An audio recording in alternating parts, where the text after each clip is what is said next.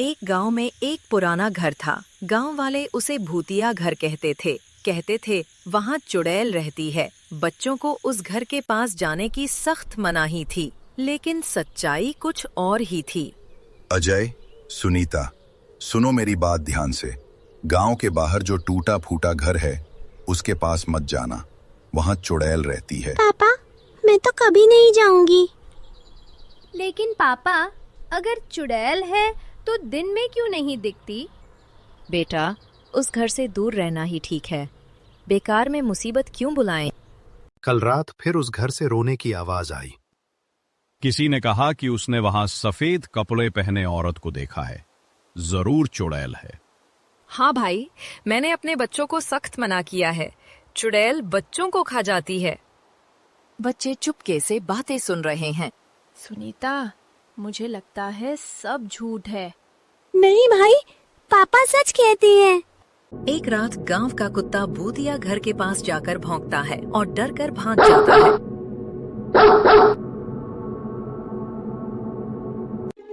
गांव में अचानक एक दिन आग लग जाती है। लोग पानी लाने भागते हैं। जल्दी पानी लाओ, वरना सब जल जाएगा। तभी अचानक सफेद कपड़े पहनी वही औरत दौड़ती हुई आती है, हाथ में पानी की बाल्टी। वो आग बुझाने में मदद करती है। अरे, ये वही चुड़ैल है, भागो! लेकिन वह औरत बिना कुछ कहे आग बुझाने में मदद करती है। आग शांत हो जाती है। ये तो मदद कर रही थी, लेकिन शायद हमें धोखा देने के लिए। गांव वाले अब भी उस पर भरोसा करने को तैयार नहीं थे। एक दिन सुनीता खेलते खेलते कुएं के पास जाती है और पैर फिसलकर गिरने लगती है। बचाओ, बचाओ!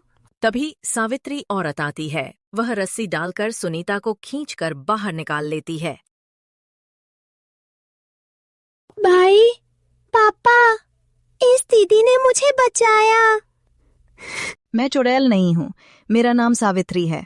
सालों पहले मेरा परिवार यहाँ रहता था, लेकिन एक हादसे में सब गुजर गए। तब से मैं अकेली यहीं रहती हूँ। लोगों ने अफवाहें फैला दी और मुझे चुड़ैल कहना शुरू कर दिया। मैंने कभी किसी का बुरा नहीं चाहा, बस अकेलेपन में रात को रोती हूँ। वही आवाजें तुम सब सुनते हो। बहन, हमें माफ कर दो। हमने तुम्हें बिना जाने ही चुड़ैल मान लिया। दीदी, आप तो सबसे अच्छी हो। अगर आप न होती तो मेरी बहन आज जिंदा ना होती।